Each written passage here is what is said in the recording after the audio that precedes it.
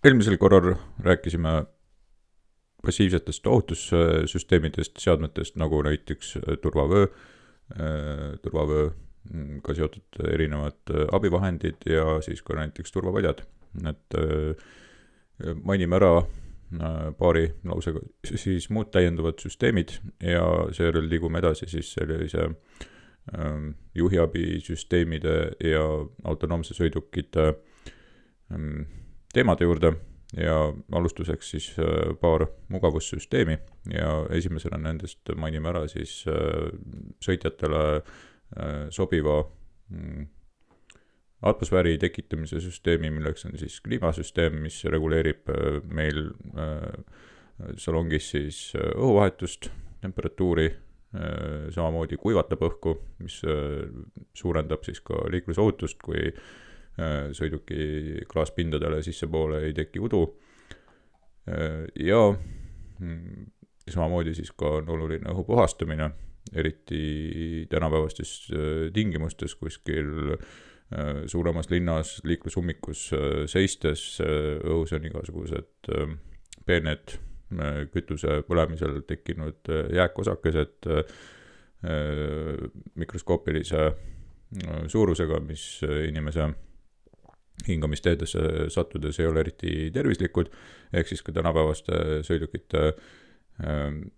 sellised õhu puhastus, filtreerimissüsteemid on juba üpris peened ja kallid, et ka need filterelemendid võivad seal maksta ma ei tea, julgelt sama palju näiteks kui mootoriõli vahetus tavapärase sõiduki puhul, et see, aga teisest küljest on see filter seda hinda jälle väärt, et ei peaks seda väljas leiduvat jama endale sisse hingama. Samamoodi on siis see kliimasüsteemi konditsioneeri osakonna pilt, mis meil siin praegu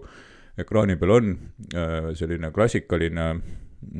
mis kujutab siis sellist külmaaine ringlust kompressorist läbi kondensatsiooni radiaatori, läbi siis filterkuivati ja paisuklapi, et kõrgema rõhu poole peal meil see külmaaine veeldatakse siis külmaaine faasiolekute rõhu, temperatuuri sõltuvusdiagrammi alusel leiaks need olekud üles, millal ta on siis mis rõhu all millises aineolekus, aga reeglina siin väga klassikalises kliimasüsteemis need rõhud, töörõhud on seal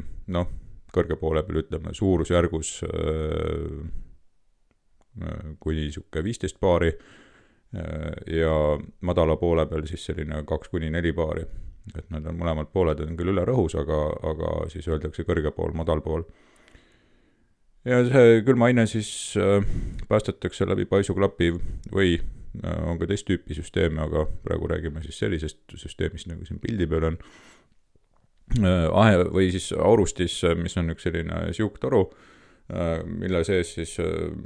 külmaaine saab hakata madala rõhu poole peal aurustuma ja see aurustumise protsessiga kaasneb ümbritsevast keskkonnast energia neeldumine, võib-olla võib niimoodi öelda, et siis ümbritseva keskkonna seal ümber on meil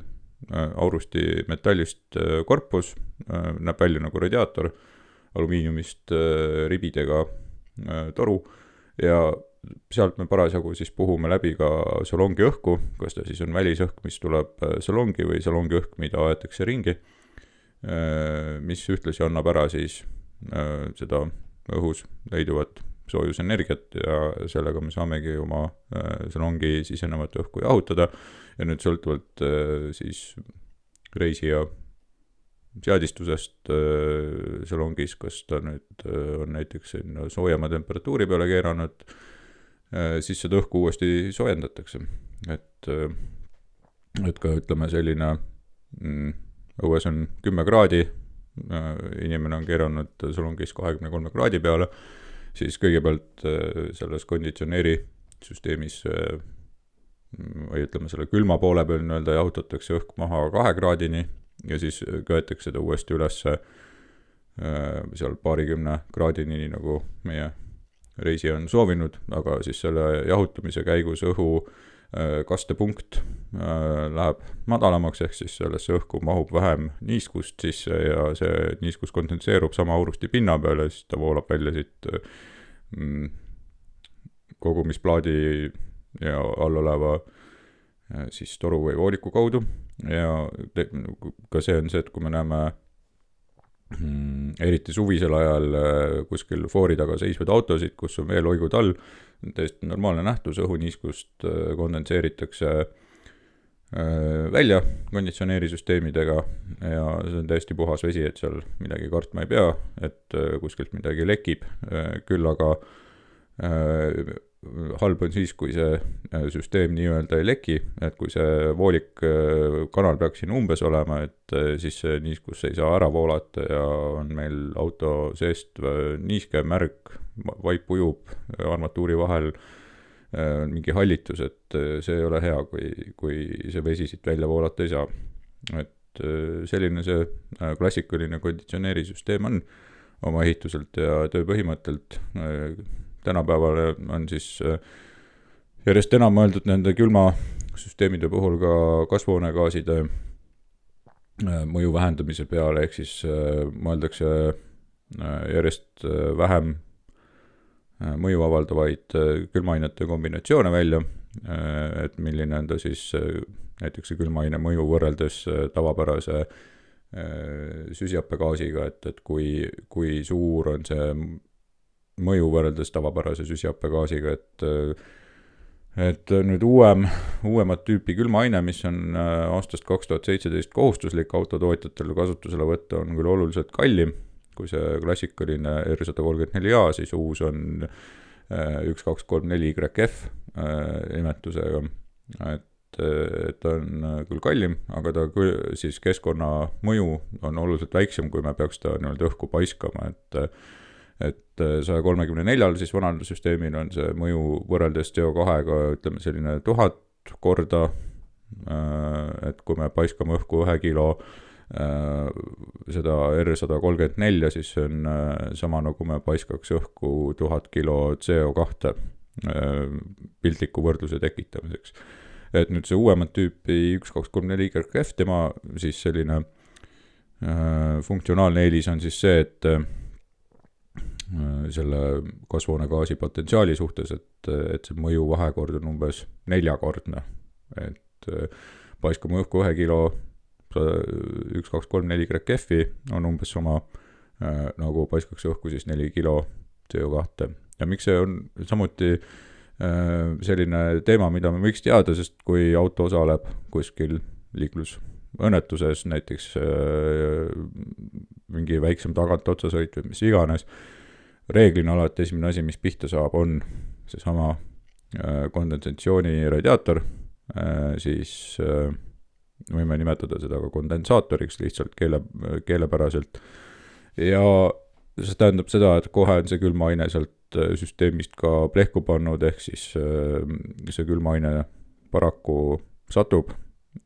keskkonda ja lisaks ka siis erinevad lekked süsteemides. Et kui on mõni auk tekkinud kuhugile süsteemi või mõni ühendus ei pea, et on jälle see külmaaine sealt seest läinud ja tuleb hakata jälle otsima, kus ta siis meil lekib ja süsteem ära parandada, et siis seda kallist külmaainet seal süsteemis hoida, et ta oma tööd teeks nii nagu ette nähtud. Miks ma seda pilti üldse siis näidata tahtsin tänase loengu raames, on tegelikult see, et see on selline väga klassikaline konditsioneerisüsteem, aga kui me räägime tänapäevastest uutest peamiselt siis täiselektrilistest akusõidukitest, ehk siis klassikalisest elektriautost, siis klassikalisel elektriautol on tihti kasutuses juba õhksoojuspump ja mis selle õhksoojuspumba eripära on siis see, et me saame siis viia õuest sooja tuppa või toast sooja õue, et me saame seda panna siis mõlemat pidi tööle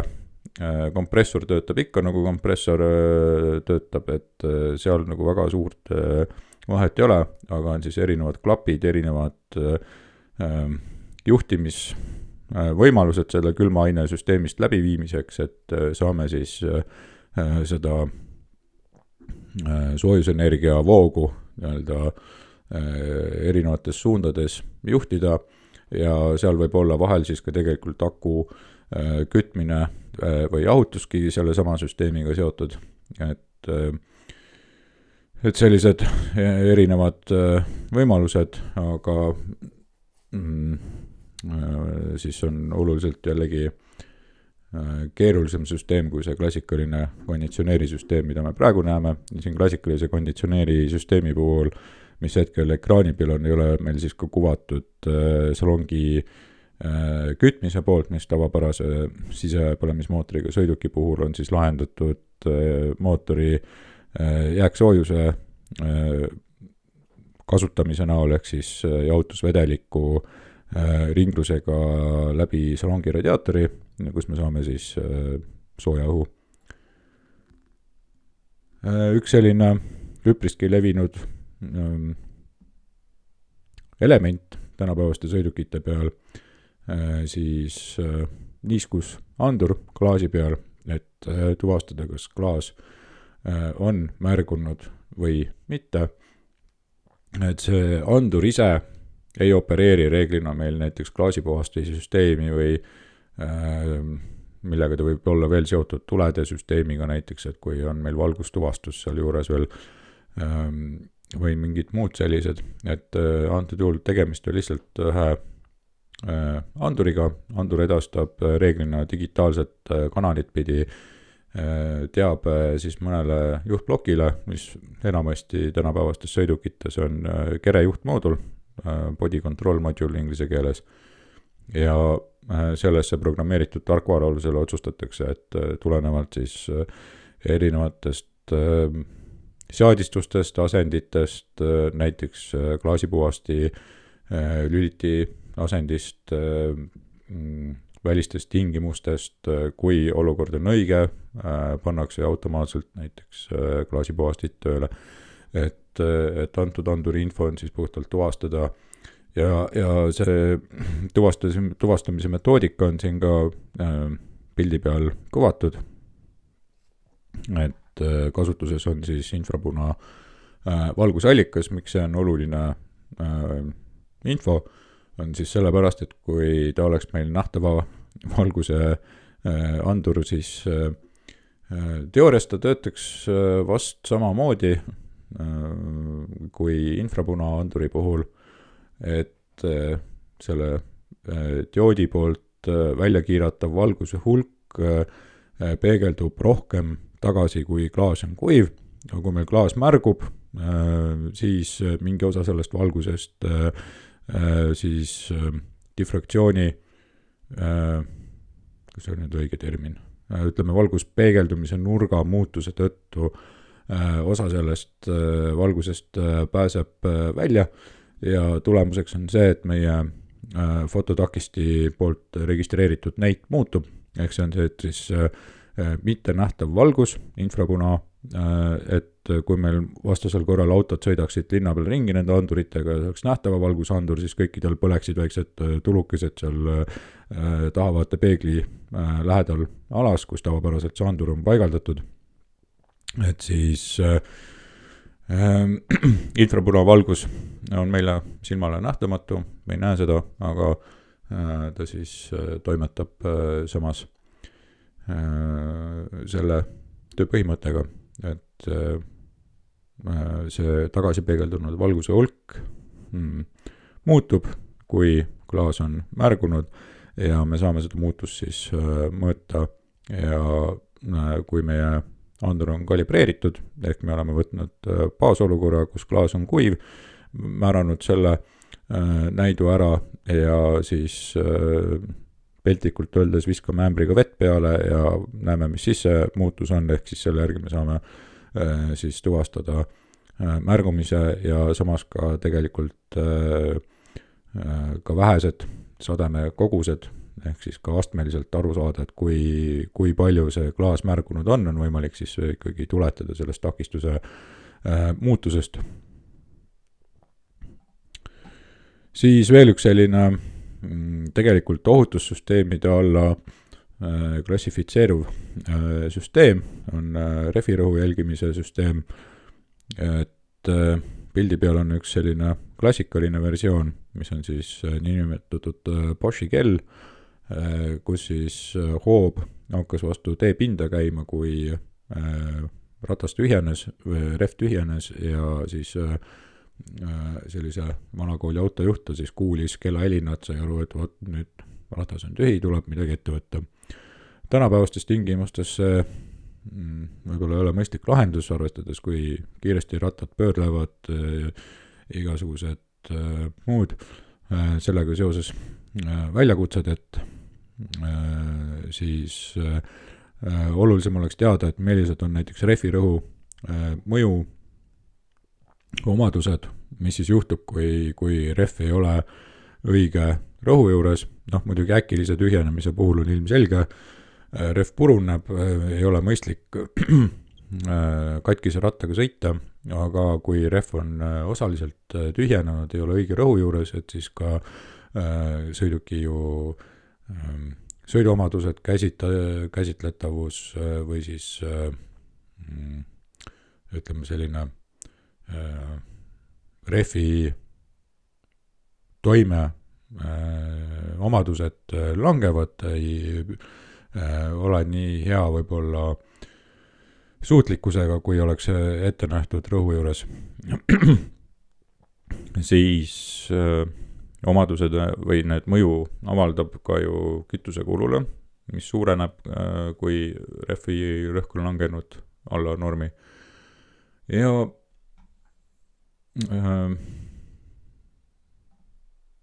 mismoodi see rehvi rõhk siis kaduda võib. Et muidugi mehaanilised vigastused, tavapärane, lihtne, kõikidele teada, tuntud meetod, aga tegelikult õhumolekulid, mis meil rehvis on, reeglina paneme suruõhku sinna, täiteks siis on piisavalt väikesed, et pugeda rehvi materjali vahelt läbi ja toimub siis niinimetatud diffusioon, ehk siis diffusiooni teel rehvi tühjenemine, öeldakse kirjanduses ka, et kuni 0,1 paari siis kuus, isegi võib olla diffusiooni teel rehvi tühjenemine, ehk siis tasuks iga kuu vähemalt korra oma rehvirõhud üle kontrollida, mis tänapäevaste süsteemide puhul muidugi, kui auto näitab ja teatab, mis meie rehvirõhud on kogu aeg, et siis seda on ka lihtne jälgida, et ei pea manomeetriga ümber auto jooksma, kuna need manomeetrid asuvad meil juba rehvide sees, mis näitavad nii rõhku kui temperatuuri neil auto ekraani pealt, nagu siin varsti ülejärgmise slaidi peal ka näidatud on. Aga siis need rehvirõhu mõõtmise meetodeid on ka otseseid ja kaudseid. Otsest juba mainisin, ehk siis on meil andur, kaudne on siis ratta pöörlemissageduse järgi ja siis rehvirõhu jälgimissüsteem on ka Euroopa Liidus ning ka USAs nõutud süsteemid autodel, et peab olema siis vähemalt kaudne, aga mis suurem osa tänapäevaseid autosid tulevad tehasest ikkagi juba otsese rehvirõhu mõõtmise süsteemiga. Siis milline see rehvirõhu mõju on siis rattale, kuidas see kaudne süsteem meil toimetab, on ju see, et kui meie rehvirõhk langeb, ratta läbimõõt väheneb ja kui ratta läbimõõt väheneb, siis ka ta pöörlemise sagedus suhteliselt suureneb. Ehk siis, kui meil üks ratas hakkab tühjenema, siis me saame võrrelda, et mis on näiteks siis 3 ratta pöörlemiskiirus, et kui need on nagu suhteliselt sarnased, aga nüüd ühe ratta pöörlemissagedus hakkab oluliselt suurenema, mitte oluliselt, aga ütleme märgatavalt, et seal on kindlasti mingisugused tolerantsid, piirid, mille vahel me seda suurust mõõdame, siis me märkame seda pöörlemissageduse erinevussüsteemis ja saame anda juhile märku, et tuleks rehvi rõhud üle vaadata. Siis lähme näiteks IKEA-sse, laeme auto pagasiruumi maastlaeni mööblit täis, koormus on näiteks tagumiste rataste peal, kuidas me siis saame aru, et see kokku surutud ratas, mis on väiksema läbimõõduga, me peaks andma siis alarmi rehvirõhu süsteemi kaudu, et tegemist on normaalse olukorraga, kus me on lihtsalt üks rattapaar on ülekoormatud või tavapärasest suurema koormaga, ütleme, lubatu piires siiski. Et sellisel juhul ikkagi mõõdetakse ka auto koormatust ja seda tehakse siis mootori juhtsüsteemi kaudu, saades aru seda, et kui me sõidukiga kiirendame, et siis kiirendamise ajal mingi kiirenduse saavutamiseks vajaminev nii-öelda mootori koormus, et see on indikaator siis sellest, et kui nüüd see koormus on tõusnud, et siis on suur tõenäosus, et auto on koormatud koormaga ja siis ka see näiteks tagarataste natukene suurenenud pöörlemissagedus on normaalne nähtus, et me ei pea hakkama andma siis alarmi. Et see on see kaudse rehvirõhu jälgimissüsteemi sellised iseärasused. Ja iseärasus on ka see, et 4 ratta mõõtmise on keeruline sellise süsteemiga teha, kuna kui meil on näiteks diffusiooni nähtus, kõigis 4 ratas korraga rõhk langeb sama palju, meil ei ole võimalik eristada rataste pöörlemissagedusi. Seega on seda kaudset süsteemi tehtud ka võnkesageduste analüüsi kaudu, et need võnkesagedused hakkavad siis erinema tühjenenud ratta puhul, aga sellist vedrustusanduritega varustatud sõidukite hulk ei ole eriti suur, et tegemist oli siis vast teatud tüüpi sportsõidukitega või sportlikema sõidukitega, kus vedrustuse jälgimine või aktiivne juhtimine oli siis teemaks, aga tavapärase sõiduki puhul siis sellistest süsteemidest väga ei maksa siis loota, et me seda vedrustust seal jälgime. Otsese rehvirõhu andurite puhul on siis ikkagi see, et andur on meil rehvis sees, saame selle info sõiduki juhile edastada, enamasti siis näidikupaneeli peal iga ratta kohta antakse meile siis temperatuur, kiirendusi ei näidata küll, aga rõhk ja temperatuur, mis saadatakse siis ettenähtud sagedustel, ehk siis iga andur on sisuliselt väike IoT seade, millel on oma sisse ehitatud patarei, mis reeglina ei ole vahetatav ja sõltuvalt olukorras saadetakse siis info välja ja autos olev antenn püüab selle siis kinni ja info töödeldakse ja edastatakse, kuidas vaja. Ja olud, millest see andur peab vastu pidama, on märkimisväärsed, et ratta sees on ikkagi temperatuuride vahemik suur, kiirendused suured, et sellepärast on reeglina see trükkplaat sinna kallatud siis sellise vaigu sisse, et ta selle ei põruks, ringi hakkaks pendeldama, et need komponendid püsiksid seal korpuse sees ja siis tihtilugu on rattaventiiliga ühes tükis olev selline andurkomplekt, aga on ka teist tüüpi andureid vahepeal kasutatud, näiteks ümber velje vitsaga kinnitatavaid andureid või et ka on muud laadi, aga need on siis ikkagi peamiselt levinud variandid, kus on siis ventiili küljes olev andur. Ja kui on aeg märku anda juhile, siis on kohustuslik selline kollase hüüumärgiga rehvi läbilõike silt, küll aga enamasti me näeme siis selliseid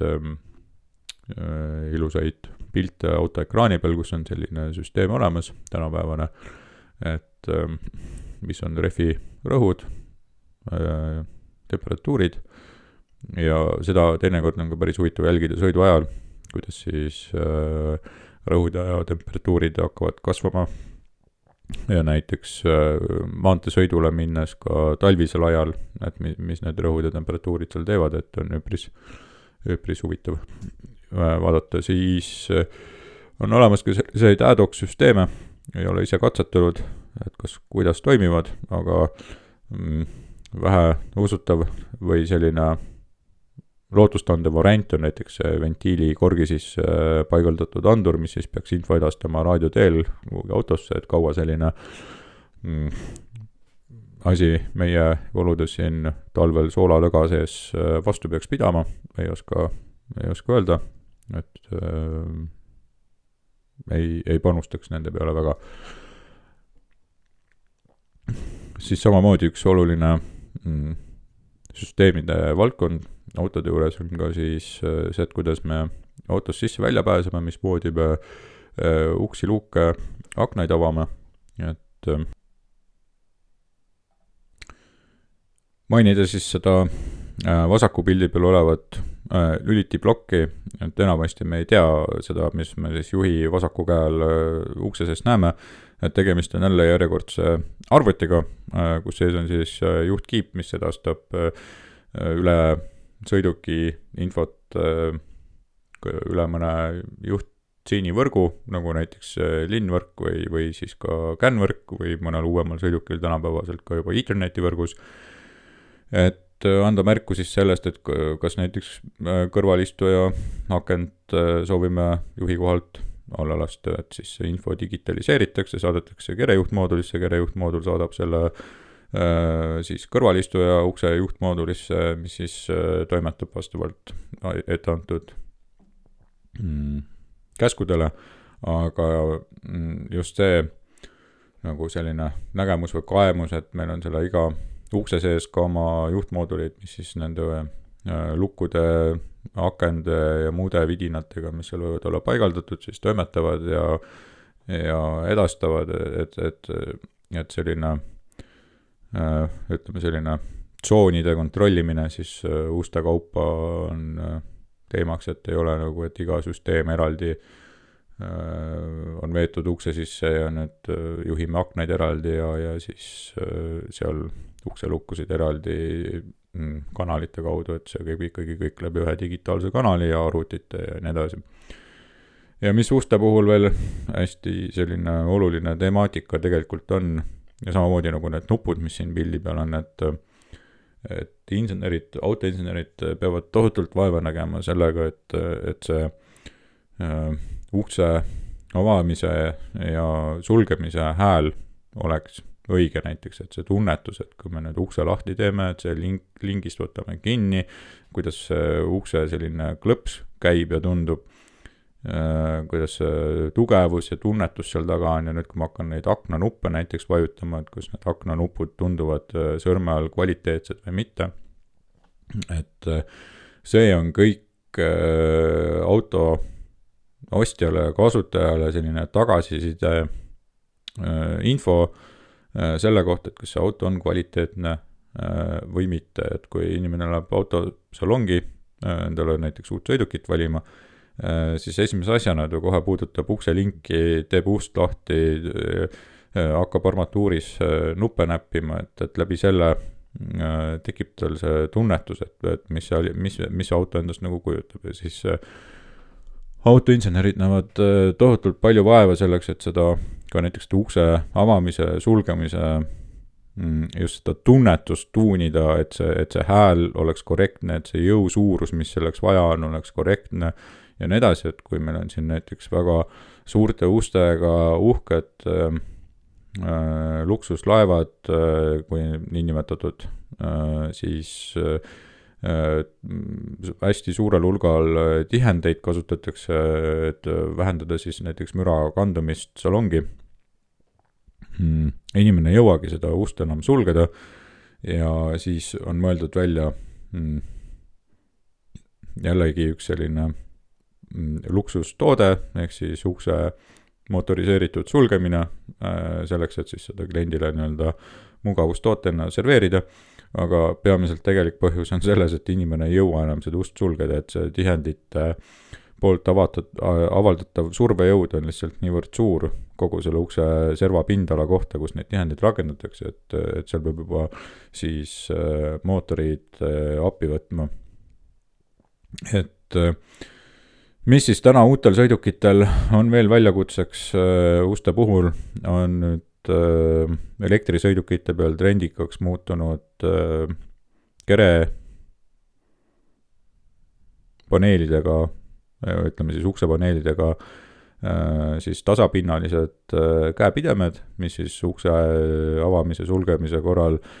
peaksid siis sealt uksepaneelist nii-öelda välja tulema elektriliselt, et selliste ukse linkide väljakutsed, mis juhtub õnnetuse korral, kuidas me need uksed avada saame või kui akud on tühjaks läinud, elektrilised variandid ei toimi, et nendega on tulnud siin erinevaid probleeme ja samamoodi siis need igasugused uste mugavad elektrilised lülitamised, et kuidas nad siis peavad olema dubleeritud mehaaniliste vahenditega, aga kõige hullem väljakutse selle juures ei ole mitte see, et kas see nüüd on dubleeritud või mitte, on tegelikult kasutajate teadlikkus sellest, et ega selle peale ei mõelda ennem,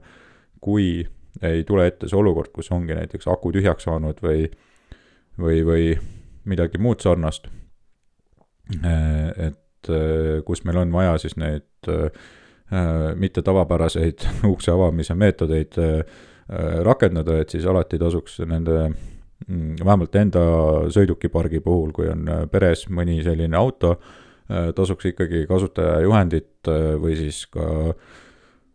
tootja käest infot küsida selle kohta, et no mismoodi ma siis erinevates olukordades peaksin käituma ja need kohad, kangid,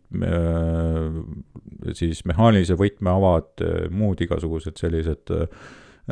protseduurid selgeks tegema, et kui on häda käes, et siis ei pea hakkama nullist leiutama, vaid on juba ikkagi korra selgeks tehtud, et mismoodi sellesse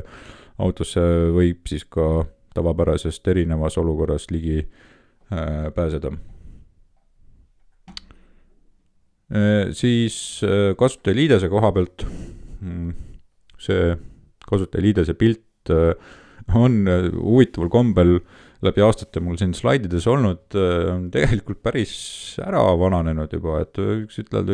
10+ aastat vana selline vaatepilt, et siin oli siis, kui siis luksusmudeli peal hakati kasutama topeltekraani sellist varianti, et meil juhi siis vaateväljas on 2 ekraani, üks, kus meil on siis põhiinfo, teine, kus meil on siis täiendav, kas siis multimeedia või muude süsteemide juhtimisinfo ja see loogika, et mismoodi siis see kasutajaliides on üles ehitatud, et kõige tähtsamad nupud ja toimetamised on alati meil vaatevälja lähedal ja kõik vähem tähtsamad asjad on järjest hajutatud ümberringi, küll aga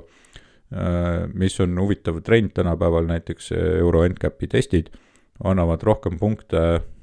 nüüd füüsiliste nuppude eest, et kui siin tekkis tänu eriti ühel autotootjale trend, et on armatuuri keskkonsoolis on suured nii-öelda televiisor vale öelda, et ütleme siis suured ekraanid, puutetundlikud, et see puutetundlik ekraan on juhi tähelepanu hajutav element, kuna juht peab tihti ekraanile vaatama, et kus kohas üks või teine nupp asub, mis kontekstis me praegu ekraani peal oleme, et see ekraani peal olev sisu ju muutub ajas, et siis füüsiline nupp on ikkagi selline omal kohal ühte ülesannet täitev asi, mis siis hõlbustab,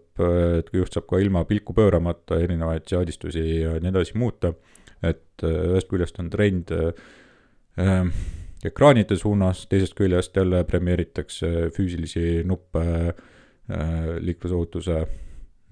suurendamiseks, et vaatame, kes siis lõpuks sealt võidukalt välja koorub. Mis küll aga räägib autotootjate seisukohast ekraanide kasuks, on see, et ekraani element kui selline on väga, väga lihtne arenduse seisukohast, et ja kui ekraaniga midagi juhtub, vahetame ekraani välja, aga see võimekus, mis me saame sellega teha, on see, et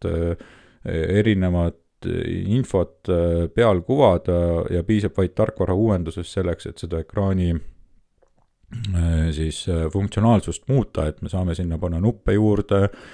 või teha näiteks pakettide erisusi, et kui seal on madala otsa hinna paketis mingisugused asjad puudu auto võimekustest, siis me neid selle ekraani peal ei kuva ja nüüd, kui meil on siis kõrgema varustustasemega sõiduki pakett, et siis me saame sinna lisada erinevaid vidinaid või siis ka välimust muuta, et näiteks mingid sportlikumad, agressiivsemad toonid, mis iganes, eks ju, et see tootja nii-öelda selline arenduse võimekus nagu see ekraanil kaudu on oluliselt dünaamilisem, tarkvarapõhine, et kui me peaksime neid samu arendusi tegema läbi mehaanika ehk siis nuppude konsoolides paigaldatus, siis selline vidinad igasugused, et see on arenduse seisukohast autotööstuses oluliselt suurem väljakutse, sest kõikide nende süsteemide arendus, eriti mehaanika komponentidega, see läbikatsetamine ja funktsionaalse ohutuse tagamine, et see on oluliselt keerulisem kui siis selle ekraani peal pildi vahetamine pildikult. No muidugi kõik need süsteemid katsetatakse ka tarkvaraliselt ja nii edasi funktsionaalse ohutuse seisukohast läbi, aga sellegipoolest, et tänapäevane trend on jah, ikkagi siis selle digitaalse puutetundliku ekraani kasutamise suunas ja tihti võite märgata siis seda, et see ekraanid on erinevad, et erineva tehnoloogiaga toimivad, et see, mis on siis juhi rooli taga armatuuris olev, ütleme siis kiiruse ja muu info, olulise info näitamiseks ekraan, siis toimib nii-öelda iga ilmaga, ta peab olema kiiresti reageerima, mitte nii-öelda mõtlema, eks ju, et siis keskkonsoolis olev ekraan külma ilmaga näiteks võib-olla üldse kinni nii-öelda piltlikult öeldes jäätunud, et on hästi pika vinnaga, ei toimi kiiresti, olen ise sellist olukorda näinud, et siuke 5-10 minutit autosõitu -20-ga, et siis hakkas see keskkonsooli ekraan alles üles ärkama nii-öelda, et ennem olid seal mingid hangunud pildid ees, et see tulenes siis sellest ekraani tehnoloogiast, et see vedelkristall on lihtsalt nii ära hangunud, et ta lihtsalt ei toimeta seal ekraani sees madalate temperatuuride korral. Aga seda ei tohi juhtuda siis selle ekraaniga, mis meile kiirust ja muud olulist infot kuvab. Nüüd, tulles siis ikkagi tänapäevaste autode siis nende süsteemide juurde, millest me osaliselt esimeses loengus juba rääkisime, igasugused ohutust, juhi võimekust suurendavad, aitavad süsteemid, siis mida me selles loengus tahaks eriliselt toonitada, on siis see SAE autonoomsuse tasemed, et meil tekiks siis mingisugune taksonoomia, mingisugune klassifikatsioon siis nende erinevate võimekuste osas, mida meil need süsteemid siis pakkuma peaksid ja paarkümmend aastat tagasi on juhiabisüsteemi olemuse kohta hästi sõnastatud, ma tänapäevani kasutan seda sõnastust siis selliselt, et mis see juhiabisüsteem endast siis kujutab, et väga, väga selge ja lihtne kokkuvõte. Nüüd aga tulles selle juurde, et mis on need SAE autonoomsuse tasemed SAE J3016 standardi alusel, siis selles standardis on ära defineeritud ka selline oluline mõiste nagu sõiduülesanne. Ja kui te vaatate seda sõiduülesannet voodiagrammi, et on üpris lihtne, aga kui ma nüüd õigesti mäletan, siis teil on ka mõned testi küsimused selle kohta, et tasub läbi mõelda, mis see voodiagramm endast kujutab. Ja kui me hakkame tegelikult neid üksikuid osasid jälgima, siis me näeme, et ka juhiabisüsteemid iseenesest jälgivad seda sama loogikat, et mida võimekam juhiabisüsteem, seda rohkem ta suudab sellest voodiagrammist täita ja mida rudimentaalsem süsteem, seda vähem, ehk siis kui me võtame näiteks kõige klassikalisema püsikiirushoidja ilma mingite adaptiivsete võimekusteta või muudeta, et lihtsalt paneme ühe kiiruse paika, mida siis süsteem peaks hoidma, siis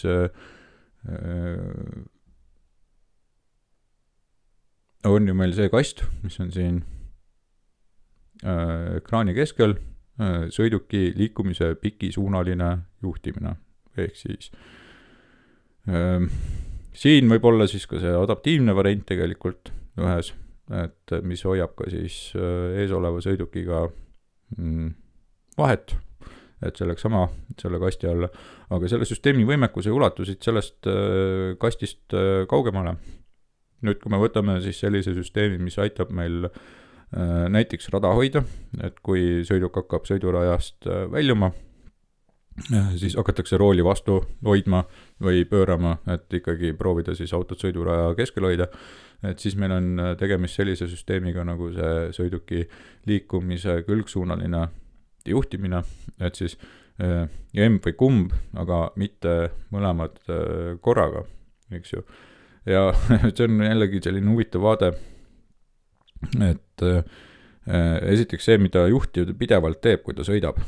et natukene nügib pidevalt rooli ühes suunas või teises suunas, pidevalt hoiab siis sõiduki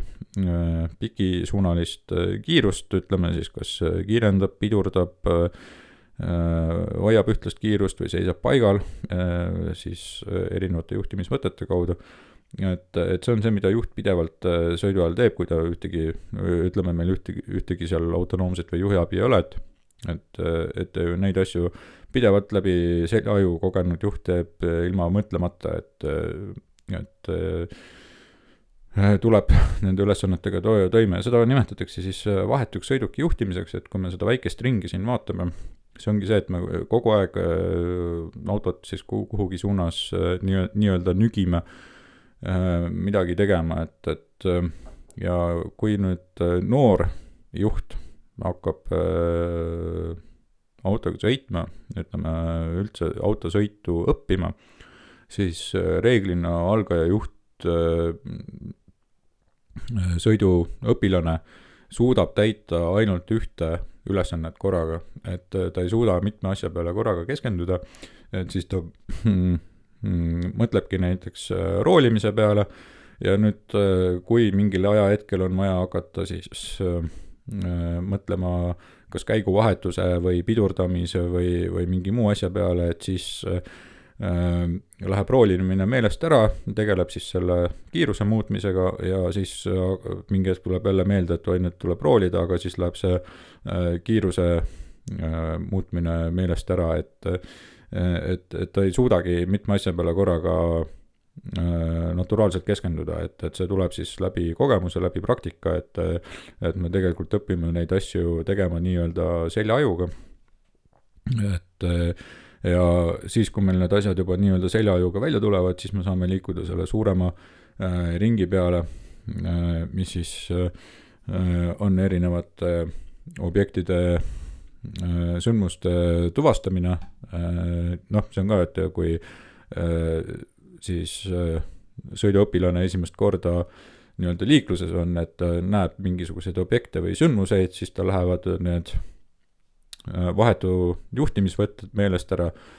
või siis, kui ta mõtleb nende vahetutele juhtimismõtete peale, näiteks on vaja käiku vahetada või mis iganes, keskendub sellele, siis ta läheb meelest ära, et vaataks, et äkki keegi läheb ülekäigurajalt üle või tuleb ringi peal ette keegi või muutus fooris tuli, eks ju, et siis selle mitme asjale korraga keskendumine on alguses hästi keeruline. Aga sellegipoolest nüüd, kui me mõtleme tänapäevastele juhiabisüsteemidele, mis on üpris juba sellised võimekad, et nad suudavad autot hoida raja keskel, nad suudavad hoida adaptiivset pikki vahet, nad suudavad ees olevat sõidukit jälitada näiteks ummiku olukorras või erinevates liiklussituatsioonides. Et need on sellised juba teise taseme süsteemid, eks ju, ja noh, see ka peaaegu ise juhtimine autol, aga mitte veel päris, see, et tegelikult ta tuvastab ära siis erinevad sündmused auto ümber, et kas siis tuleb, ei tea, jalakäija astub teele, fooris tuli muutub, mis iganes, et see süsteem suudab juba ka mingil määral siis seda ümbritsevat keskkonda jälgida, ehk siis toimub selline suurem tagasiside-ring ka nende võimekamate juhiabisüsteemide puhul. Ja kõige selle väljundiks siin selle dünaamilise sõidu ülesande sees on tegelikult siis sõiduki liikumine või sulgudes ka mitte liikumine vastavalt olukorrale, et tänu sellele me siis tagame selle, et see sõiduk liigub nii nagu siin nendes kastides parasjagu need otsused vastu võetakse ja tehakse. Ja suuremat pilti vaadates veel on siis ka see sihtkohta jõudmise planeerimine, et kui ma otsustasin, et tahan näiteks sõita Viljandisse, siis planeerin oma marsruuti, mõtlen, mismoodi ma sinna saan, poole tee peal otsustan, et ei, ma tahan ikka Tartusse minna, et siis suudan ka selle marsruudi ümber planeerida ja nii edasi. Ehk siis, kui meil on täielikult autonoomne sõiduk, siis ta peaks sellega ka toime tulema, et tegelikult enam inimene, kes selles sõidukis viibib, tema ei otsusta enam seda, et mismoodi me sihtkohta jõuame või mingisuguseid neid vaheetappe seal, vaid anname lihtsalt teada, et kuhu me minna tahame. Ja kogu see süsteem otsast lõpuni siis toimetab selle kõikide etappidega selleks, et me jõuaksime sinna soovitud kujul kohale. Ja vaadates neid autonoomsuse tasemeid, ongi vaja neid hakata eristama, et mille poolest need siis siin erinevad. Ja see on natuke või mitte, päris palju peegeldub ka siis sellest samast graafikust, mida me siin just vaatasime. Ehk siis esimesel tasemel igasugune autonoomsus, noh, ütleme siis, nullindal tasemel igasugune autonoomsus puudub. Juht täidab kõik need etapid, mida me just seal vaatasime ja jõudes siis esimese taseme juurde on siin rõhutatud ühte sõna ja see sõna on siin või ja esimese taseme juhiabisüsteemide puhul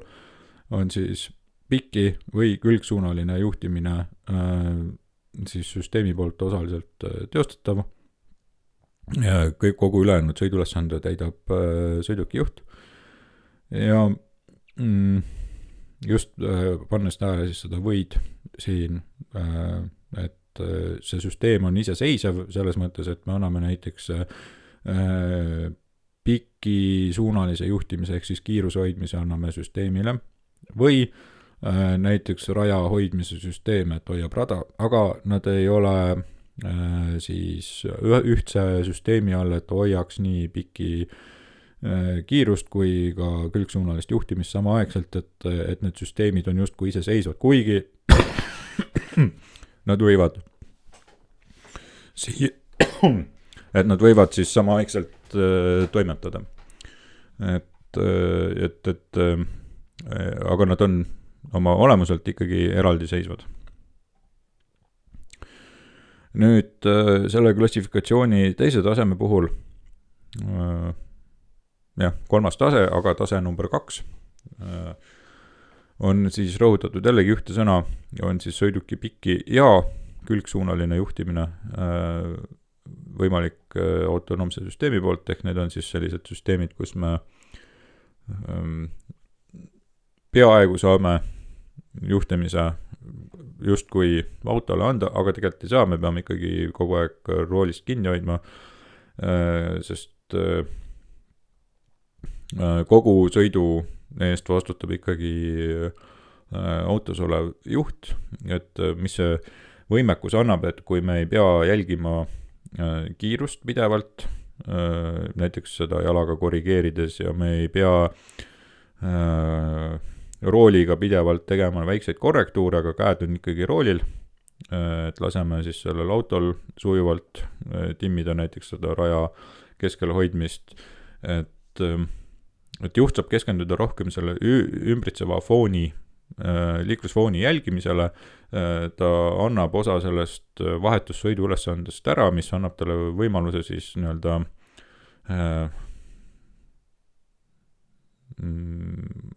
just seda, ütleme sellist üldist liikluspilti jälgida, vajadusele reageerida erinevatele sündmustele, ohtudele, juhtimine iga hetk üle võtta, aga see tähendab seda, et me tegelikult koormame juhti vähem, et kui kellelgi on valida näiteks, et kas võtta see sama näiteks Tallinnast Viljandisse sõita ette siis selliste juhi tööd kergendavate süsteemidega, nagu näiteks see kiiruse ja raja hoidmine, või siis lülitada kõik abid välja ja sõita nii-öelda vanakooli moodi, et mõned võivad trotsist öelda, et mulle meeldib ikka ise sõita, aga ütleme, valdav osa juhte ikkagi valib vast selle juhiabisüsteemidega sõidu, sest see on lihtsalt mugavam. Ta on kergem, ta väsitab vähem ja see ongi tegelikult nende juhiabi süsteemide ju eesmärk juhti abistada. Aga juhiabid ei ole juhi eest vastutavad süsteemid. Et seda varianti, et auto sõitis kuhugi otsa, sellepärast, et oli rakendatud juhiabisüsteem, seda põhimõtteliselt ei saa olla, sest juht on alati vastutav. Ja nüüd tekib suurem joon või eristatus nende tasemete vahel, on siis sõiduki piki ja külgsuunaline juhtimine võimalik teostada siis selle süsteemi poolt eeldusel, et juht võtab vajadusel üle. Ehk siis see on selline juba autonoomse juhtimise süsteem, mida võib rakendada mingites teatud tingimustes, piirkondades näiteks või mingitel sõidurežiimidel, kus siis süsteem toimetab mõnda aega nii-öelda autonoomselt, aga nüüd on rõhutatud sõna eeldusel, et juht võtab vajadusel üle, on siis selle mõttega, et toome ühe näite, näiteks Saksamaal või siin Austrias arendati vahepeal selliseid süsteeme kiirteede peal, et kus ta oli siis vähemalt 4 või kui me eksi, äkki oli vähemalt 6-realine kiirtee, 3 rida siis pärisuunas, kus taheti siis sellist autonoomse juhtimise süsteemi rakendada, et teatud maa siis teatud lõigu sellest kiirteest suudab auto iseseisvalt juhtida ja nüüd, kui see lõik hakkab otsa saama, antakse juhile märku, et näiteks ala 30 sekundi pärast võtta juhtimine üle. Ja kui juht ei ole suuteline seda tegema, siis sõiduk peatatakse tee ääres selleks ette nähtud kohas selle lõigu lõpus, et tagada siis ohutus, et juhtuks seda, et nüüd juht ei suutnud juhtimist üle võtta ja nüüd see ei tea, mis selle autoga saab, et kuhu ta siis otsapidi välja jõuab. Ehk siis oluline sõna on eeldusel. Me eeldame, et juht on võimeline juhtimise üle võtma, kui seda on vaja teha, on siis tase 3. Tase 4 nüüd erineb selle poolest, et siin me oleme rõhutanud sõna eeldamata, ehk siis see autonoomne juhtimise süsteem on juba suures osas nii-öelda täisautonoomne sõiduk. Ainuke asi, mis seda täisautonoomset sõidukit siis kinni hoiab, on see, et ta ei ole suuteline sõitma kõikides oludes, ehk siis ta on ette nähtud mingis kindlas siis nii-öelda või mis see hea eestikeelne sõna oleks, kindlas sellises olustikus, jah, toimetama, kas see olustik on näiteks mingisugune suletud piirkond näiteks aeglaselt sõitvatele sõidukitele, kus on, ütleme, kas siis mingisugune park või südalinna, mingi vanalinna piirkond või muu selline, et kus on näiteks piiratud liiklus ja palju jalakäijaid ja nii edasi, et siis kasutatakse selliseid aeglaselt sõitvaid, isesõitvaid bussilaadseid sõidukeid, mis piiratud tingimustes toimetavad. Mis neid siis eristab muudest või miks me ei võiks öelda, et nüüd on täisautonoomne sõiduk, mis kõigega toime tuleks, et oleks siis see nii-öelda tase 5, on see, et me ei saa seda sõidukit rakendada näiteks tavaliikluses teiste autode vahel, kuna ta ei ole mõeldud ette nähtud sellise kiirusega või liiklusega toimetamiseks, küll aga selleks, milleks ta on ette nähtud, sellega ta justkui võiks toime tulla. Muidugi, mis nende sõidukite katsetamistel on välja tulnud, nagu on see näiteks iseauto, mida Tallinna Tehnikaülikool ja Auvetech on siin aastaid arendanud, on see, et kui neid isejuhtivaid sõidukeid hakatakse siis linnaliikluses katsetama, hakkavad inimesed nendele ette hüppama ja vaatama, et kas see sõiduk ikka jääb seisma või ei jää seisma, et ma ei tea, miks see tundub justkui hea plaan, aga tegelikult see vast läheb üle, et nii nagu me oleme täna harjunud juba, et meil on need Starshipi robotid siin linnaliikluses igapäevane nähtus, uravad vaikselt teevad oma asju, et väga vähe võib-olla on kohalikke elanikke, kes selle peale nüüd kulmu kergitavad ja vaatavad suu ammuli, et mingisugune robot meil siin tänava peal ringi urab, et eks nende isejuhtivate liiklusvahenditega, mis liikluses osalevad, tulevikus on ikkagi sama, et alguses kõik uued tehnoloogiad natukene on ägedad ja tekitavad küsimusi ja et mis siis saab, eks ju, aga kui nad on piisavalt töökindlad, me harjame nendega ära, et siis ei ole seal mingisugust küsimust, et kas me saame nende isejuhtivate sõidukite keskel hakkama. Ja millised need siis päris ise toime tulevad sõidukid oma olemustelt on siis juba sellised, kus meil ei pea enam olema inimesel seal mingisuguseid juhtseadmeid selles sõidukis sees. Kõikides sõidurežiimides peaks igasugustes oludes sõiduk toime tulema, et mis selliste täisautonoomsete sõidukite eelis võib olla, on näiteks see, et ta võimaldab siis suurendada liikuvust ka huvigruppidel, kes tavapäraselt on mingil põhjusel ei saa näiteks ise autot juhtida, ei oma juhtimisõigust, et selles osas on see kindlasti väga suur selline ühiskonna kasutegur, et mis annab siis võimekuse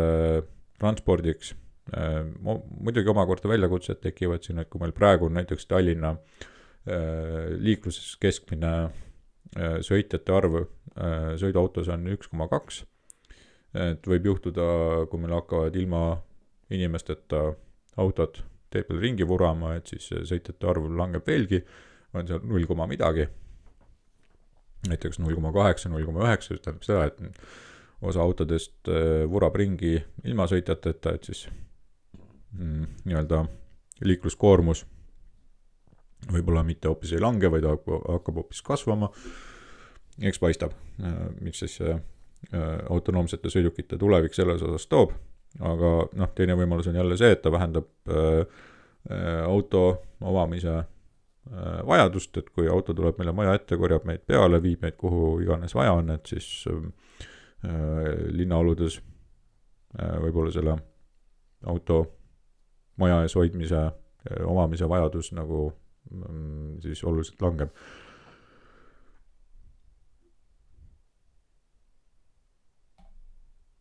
mõned tehnoloogia näited siis läbi nende tasemete, et tase 3-ni tegelikult küündivaid selliseid tehnoloogiaid ei ole nii palju, et see Tesla on siin tase 3 peale pandud tegelikult väga suure sellise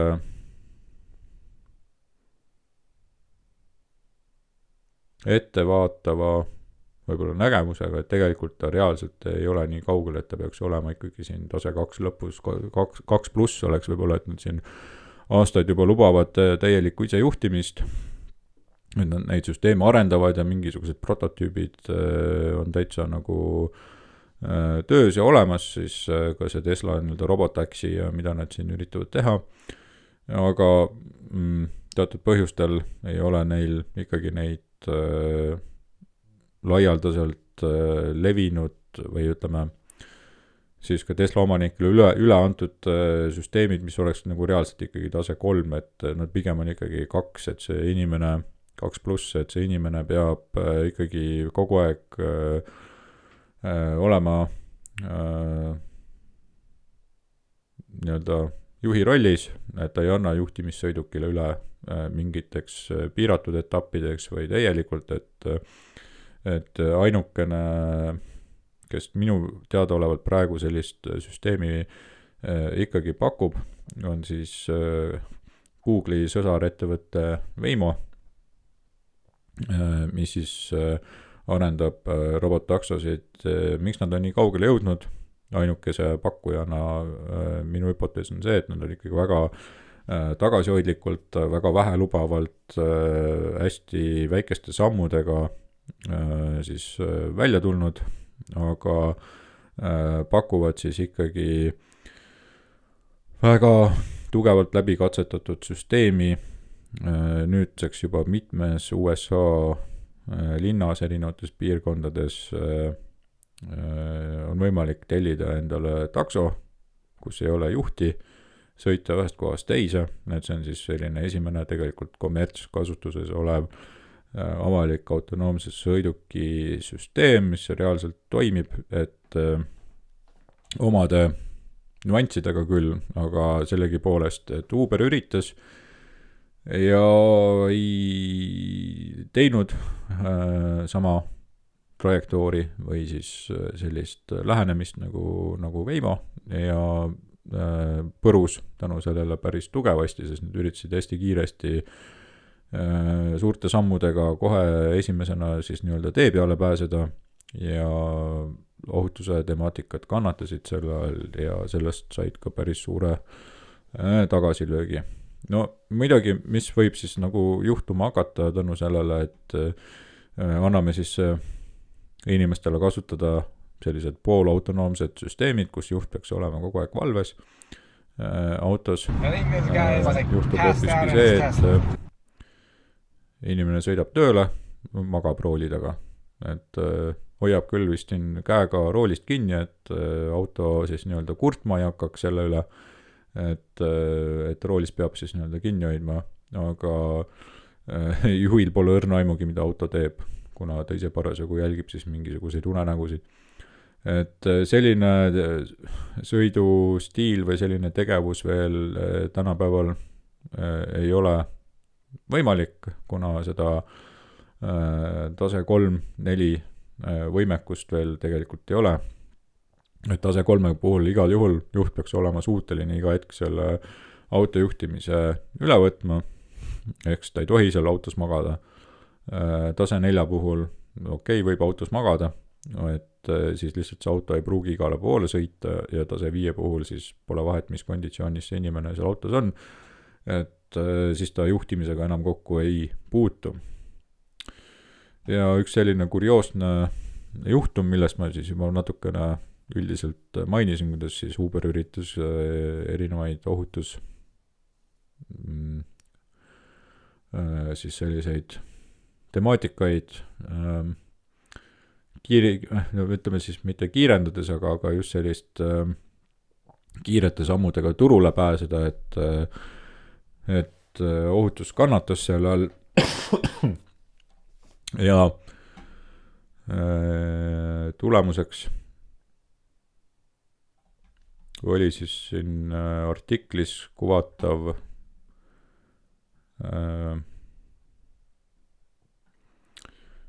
siis nii-öelda tulemus.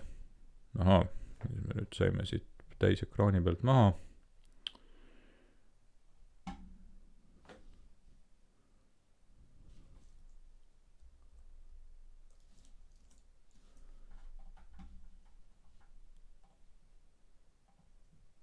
Niimoodi. Et pärast, kui slaide näete, siis siin on see link, saate lingi peale vajutada ja vaadata, mis siis seal täpsemalt oli. Ehk siis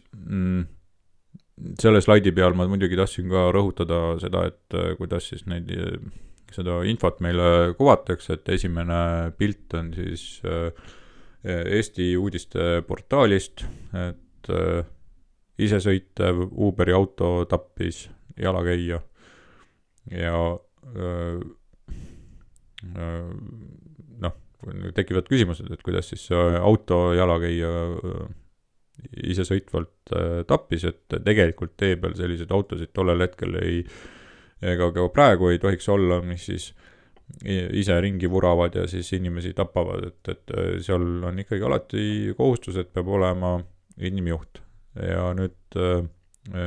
siis tehnoloogiaportaali, mis meil avanes siin ka juba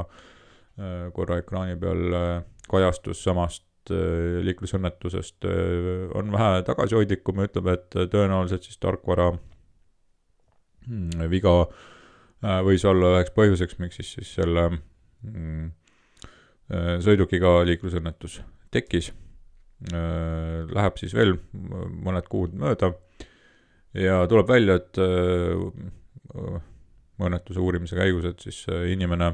kes oli autoroolis, siis ohutusinsener, vaatas oma nutiseadmest oma mingisuguseid lemmiksaateid ja minu arust ka sellel ajal, kui see liiklusõnnetus toimus. Ehk siis inimene, kes oli vastutav sõiduki ohutu liikumise eest, oli sisuliselt sõiduki juht, ei tegelenud sõiduki juhtimisega, isegi see, et kui see piki- ja külgsuunaline liikumine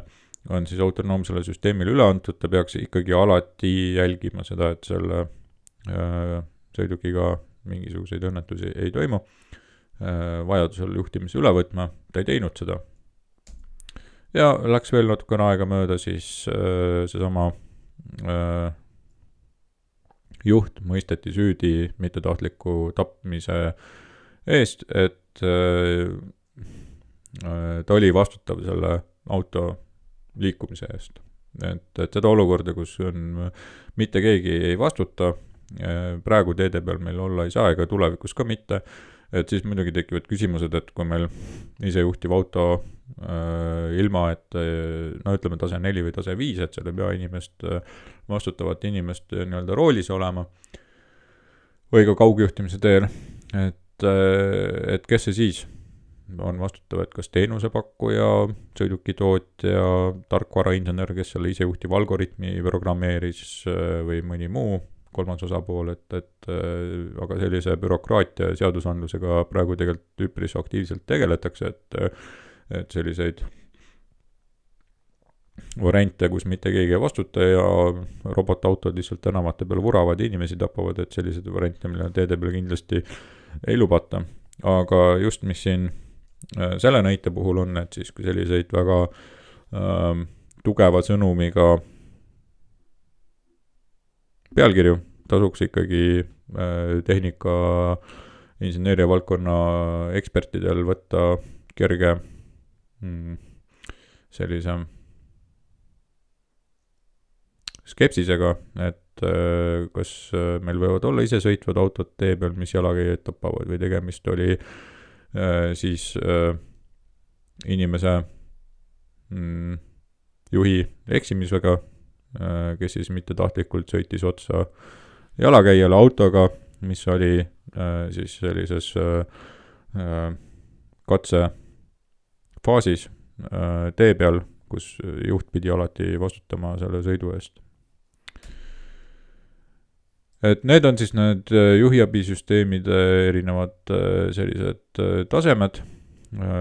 siis mõned tehnoloogiad veel, mis on nii-öelda siis nende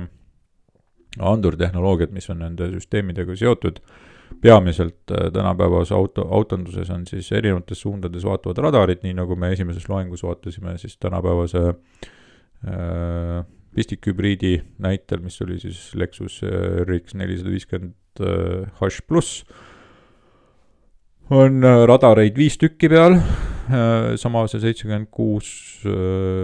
kuni 79 gigahertsi, mis vaatab seal kuni paarsada meetrit, 300 meetrit ette isegi, aga tegelikult igas suunas, ka eesmised küljed, radarid on peidetud siis stange nurkadesse, mis vaatavad diagonaalis, ja sama siis ka tahasuunas, et tegelikult täna on ümber auto need radarid samamoodi nagu varasemalt olid meil paigaldatud igas suunas siis ka ultraliandurid, mis on tänapäeval ka ikkagi olemas, et siis lähipiirkonnas ütleme kuni 5 meetrit ümber auto vaadata, et kas kui kaugel mõned takistused on, eriti parkimise abisüsteemide puhul. Ja kaamerad, mis reeglina on ka juba ümber auto 360 kraadi, näitavad meile siis niinimetatud panoraamvaadet või mõnda muud tootja poolt antud nimetust, siis huvitavad variandid on täna need, mis siis parkimis, manööverdamise, liikumise ajal salvestavad pilti niimoodi, et nad näitavad ka auto põhjaalust, kleebivad siis pildi kokku erinevatest kaameratest saadud info alusel, et väga, väga huvitavad süsteemid. Lidar, oluliselt vähem kasutuses olev andur, põhjus on väga lihtne, hind on suur, ehk siis toimiva autonduse lidar, ütleme Velodyne'i see pöörlev variant on suurusjärk seal selline 15 000 euri, üks väikene vilkurilaadne toode, suuremad lidarid muidugi, nii nagu näiteks on seal Waymo autode peal kasutuses, need maksavad seal suurusjärgus 40 kuni, 80 000 euri näiteks, et need on oluliselt kallimad.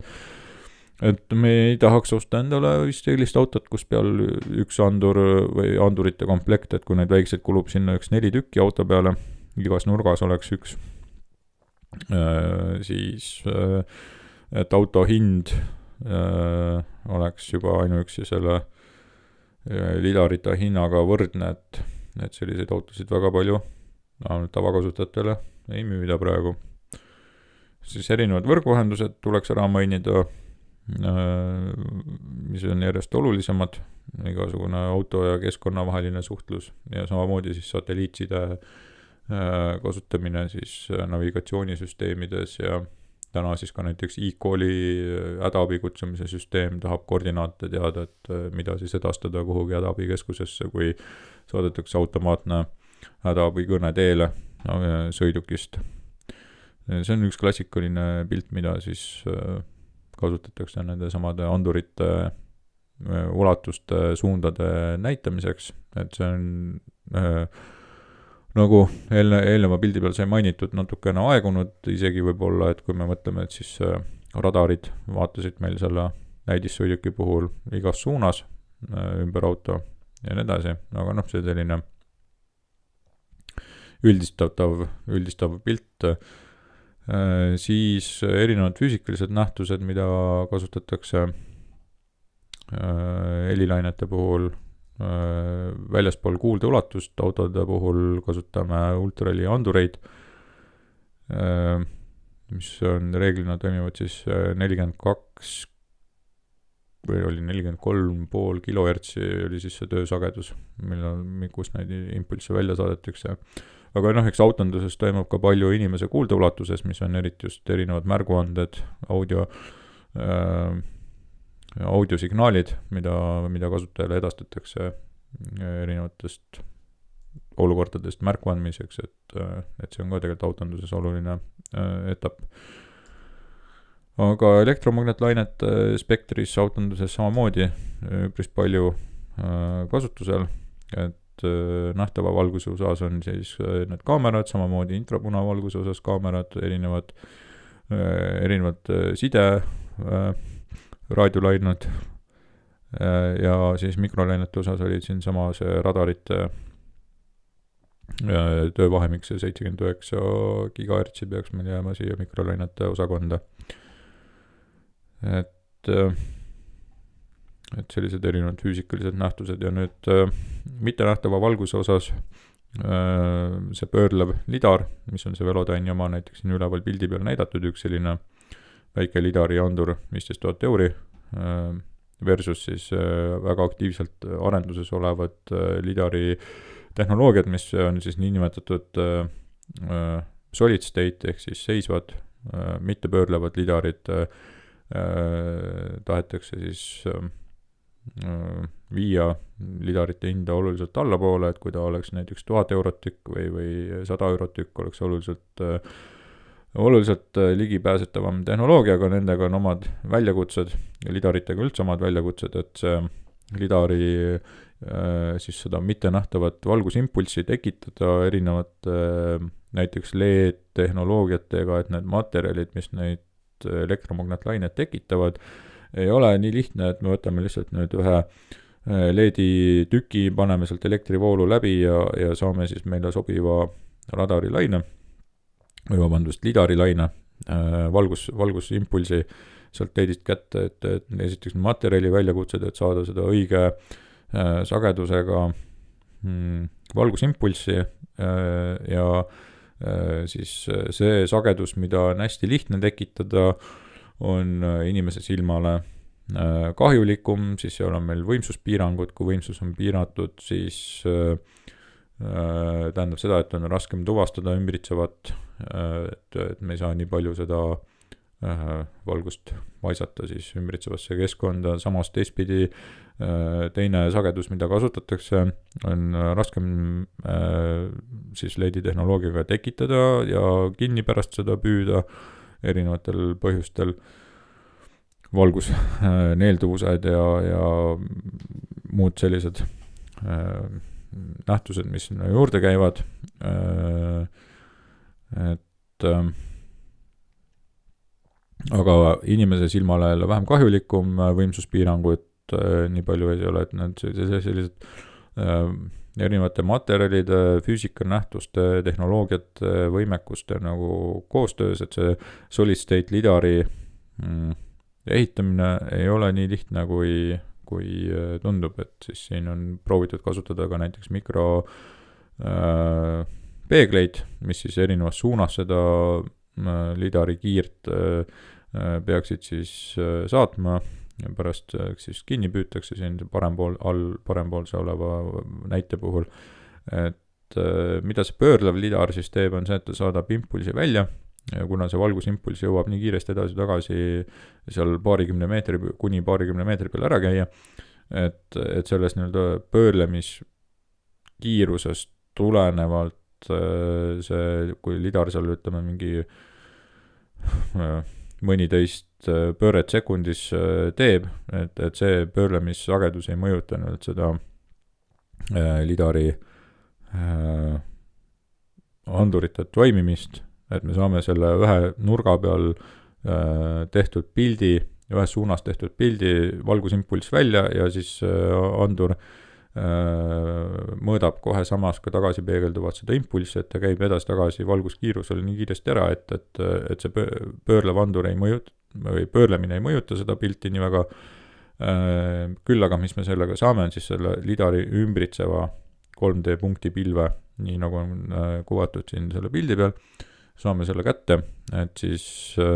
nüüd arvutid peaksid siis sellest 3D punkti pilvest töötlema,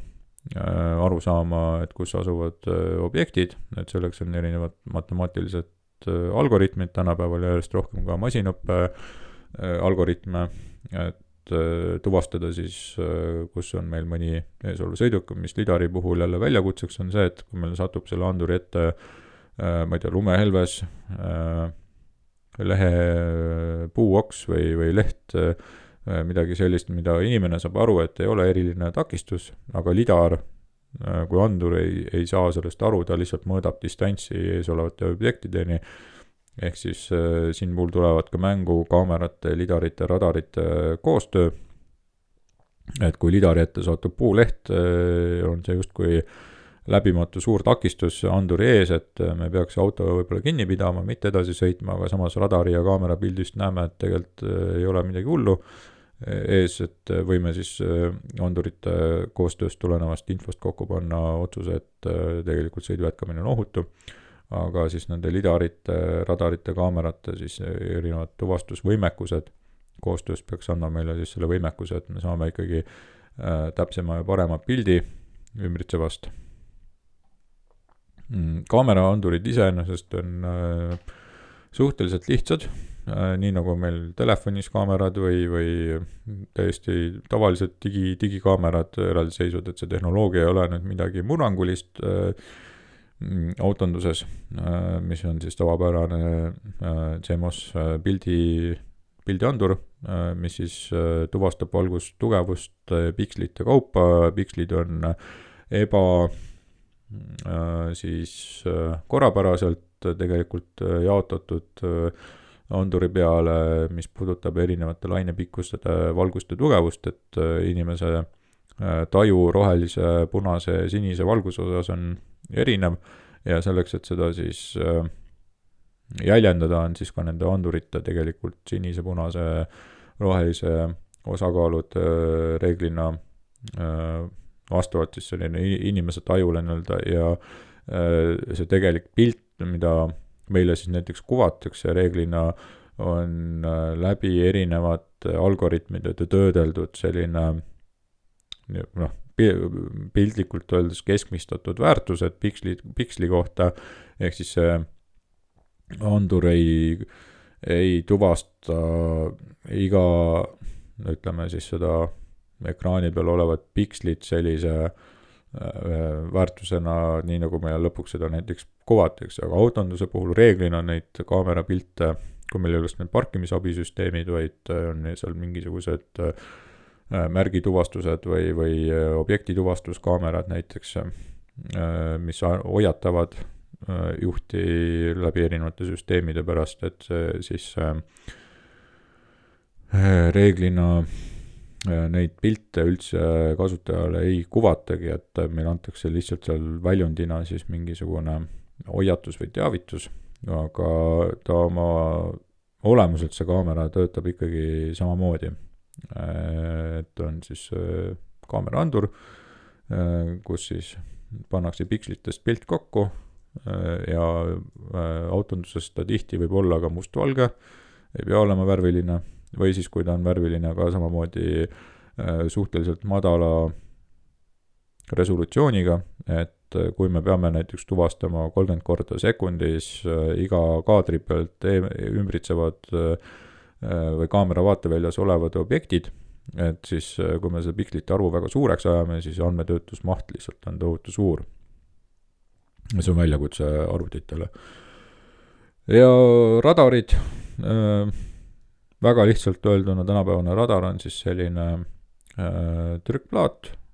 kus peal on siis antennirajad saadavad radari signaali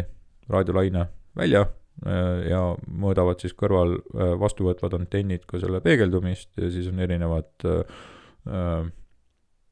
modulatsioonitehnoloogiad, mismoodi siis tuvastatakse ees oleva sõiduki kaugus, suhteline kiirus, mitu sõidukit korraga, mitme sõiduki asimuut meie suhtes, iga sõiduki või siis selle objekti suhteline kiirus, et tänapäevased radarid on juba üpriski võimekad ja siis nii need radarid kui kaamerad peavad olema siis kalibreeritud sõiduki suhtes, et me teaksime täpselt, kus meil on sõiduki kesktelg, kaamera radari kesktelg, et mis suunas mingid objektid jäävad, sest muidu kui me mõõdame näiteks paarisaja meetri peale, meil on seal mõni kraad teljenihet sellest, mis on meie sõiduki kesktelg ja mis on näiteks kaamera kesktelg, siis me mõõdame juba mitu meetrit võssa, et selle maa peale, et siis peavad olema ikkagi täpselt häälestatud need omavahel, et see on see, miks me kuuleme siis tänapäevaste autode puhul siis juhiabisüsteemide, andurite kalibreerimise vajadusest ja see on oluline, et seda tegelikult tuleb teha, et siis tavapäraselt need süsteemid saavad ise aru, kui midagi on valesti. kaamera ei ole näiteks paigas või radar ei ole paigas ja siis nad viisakalt ütlevad, et oleks vaja, või ütleme, et süsteemid on välja lülitatud seni, kuni nad siis ära kalibreeritakse või järjest enam tegelikult on nendel süsteemidel võimekus ka siis sõidu ajal kalibreerida siis kaamerat või radarit, et auto saab sõidu ajal aru, kus suunas teljed on ja kui on vaja neid siis seal paika viia. Et enamasti küll diagnostika teoristadega tehtav seadistusprotsess, aga väljendub selles, et järjest vähem on vaja siis eri tehnikat töökojas, kalleid stendisid, mis võivad seal 10 000 eurosid maksta, et kui on olemas diagnostikaseadmed ja sõidukisüsteemid seda võimaldab, minnakse lihtsalt seadistusrežiimis autoga sõitma ja kaamerad, radarid seadistavad ennast ise ära, mis on väga hea optimaalne meetod. Et selle asemel, et töökojas peab hakkama siis neid sõiduki telgisid välja mõõtma ja kalleid stendisid seal paika panema ja nii edasi. Räägitakse 4D radaritest, see on lihtsalt selline ilus marketing tegelikult, lihtsalt veidi uuendatud algoritmidele, võimekamatele arvutusprotsessidele, kus saame siis täpsema resolutsiooniga tuvastada, et miks ma selle slaidi siia panin, kunagi keegi küsis mu käest, et mis asi see 4D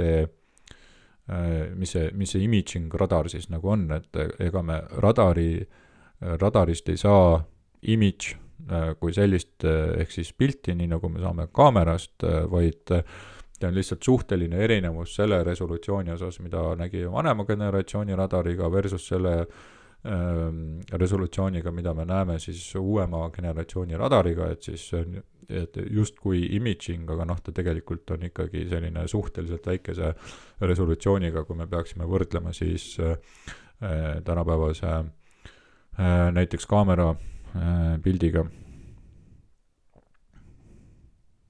Ultraheliandurid on siis paigaldatud ümber auto, eks ju, kindlatesse kohtadesse, samamoodi me ei saa neid suvaliselt paigaldada, sest me ei saa muidu täpset vahekaugust mõõta. Vahekauguse mõõtmine käib heli levimise kiirust teades aja mõõtmise teel, et me teame, et kui ajakulu on näiteks 5 mikrosekundit, siis takistuse kaugus peab olema pool heli poolt läbitud vahemaast, ehk siis antud juhul umbes siin circa 85 sentimeetrit antud näitel. Aga see kaugus, mis on anduri ja takistuse vaheline kaugus, ei ole võrdeline siis takistuse ja sõiduki vahelise kaugusega. Ehk siis tegelikult peame hakkama läbi triangulatsiooni leidma siis takistuse kaugust ja mida tavapäraselt siis sõidukid ultrahelianduri süsteemid teevad, on see, et üks andur saadab välja heliimpulsi ja samal ajal teised andurid ka kuulavad. Ja siis nende kauguste helilevimise aegade erinevust saadakse teada siis takistuse tegelik kaugus sõidukist, kui me antud juhul arvutame siis näiteks selle kolmnurga kõrguse kahe anduri heli levimise aegade erinevusest tulenevalt ja selle näite puhul me saame tulemuseks siis, et takistus asub 35,5 sentimeetri kaugusel sõidukist, aga need on mõlemad erinevad sellest, mis on see takistuse ja anduri vaheline kaugus. Et lihtsalt infoks, et me peame ka selliste asjade peale mõtlema. Ja üks selline kauguse leidmise mõtteharjutus veel on siis radariga kauguse leidmine, et siin need ajaskaalad, sagedusskaalad on oluliselt muutunud, et me rääkisime, et siin 76 kuni 79 gigahertsi kandesagedus radarilainel, siis antud juhul siis selle periood ei ole võib-olla kõige õigem sõna siin, radarilaine levimise aeg 1,5 mikrosekundit, ehk siis me tuvastasime, et radarilaine käis edasi-tagasi ära, tegelikult kuidas seda leitakse nüüd tänapäevaste radarite puhul on natuke teistmoodi, siis selle tuiksageduse kaudu, kui me kasutame siis sagedusmodulatsiooni, aga ma ei hakka sellest väga põhjalikult rääkima. Küsimus on lihtsalt selles, et kuidas me nüüd teame, mis selle kaugus on, arvutame läbi, ülevalt olevast valemist avaldame siis distantsi ja saame tulemuseks, et on circa paarsada meetrit. Aga lisaks sellele me saame öelda ka ees oleva sõiduki suhtelise kiiruse, kui me teame siis tagasi peegeldunud lainesageduse erinevust, et kui see sagedus on tõusnud näiteks 5 kilohertsi võrra, ehk saatsime välja ühe sagedusega laine ja tagasi peegeldus kõrgemada sagedusega laine, mida see ees olev sõiduk siis pidi tegema. Loogika ütleb, et ees olev sõiduk pidi meile lähenema selle aja jooksul, ehk siis ees olev sõiduk pidi sõitma aeglasemalt ja vaatame, kas me saame sellise tulemuse arvutuslikult, kui me nüüd avaldame siis siit sellest valemist suhtelise kiiruse ja arvutades läbi, siis me saame tulemuseks, et ees oleva sõiduki kiirus pidi olema 35 km tunnis aeglasem. Aga kui me seda valemiga arvutame, siis me peame kasutama algühikuid, ehk siis meetrid sekundis, hertsid ja nii edasi, et me ei saa sealt kilomeetrit tunnis vastust, vaid me saame meetrit sekundis vastuse, et kui keegi tahab proovida panna siia mõne muu numbri sisse ja läbi arvutada, et mis siis tulemus on. Aga sellega oleme läbi arutanud siis ka tänapäevaste juhiabisüsteemide ja autonoomsete sõidukitega seotud sellised väljakutsed, nüüd rääkisime täpsemalt ka natukene siis andurtehnoloogiast ja muudest seotud mugavusabisüsteemidest. Et loodan, et sellest lühiülevaatest oli natukene kasu siis tänapäevase autonduse ja süsteemide mõistmiseks. Aitäh!